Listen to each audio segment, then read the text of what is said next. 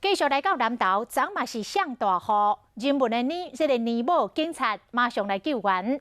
像这个玻璃有土石流大量劈落来，民众袂赴走，赶到有的原境冒险来撩水，挨着民众都离开。啊，这个草屯狂风暴雨，有一块大块扛棒外窜，就要对着下骹的车路。过路的原警用手甲扛棒吐掉咧，互民众有时间来撤离。这警察英勇来救人，老百姓真感谢。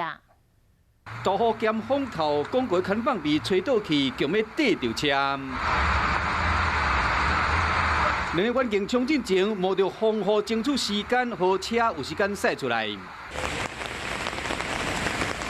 加在原警反应真紧，无造成伤亡。警方伫风雨中保护人民的要这件。这好大，这水啊大落来，你看。车路淹了了，落水袂输水墙同款。驶过这驾驶看到这个情形，拢惊到。我知啦，我伫遐风这边，你们过，我伫这边咧救人啦。头前停一台车，因为水伤大，根本就无法度行。这个时阵，头前有一个原警救一个民众过车路。风雨上家啦，你行啦，无要安怎？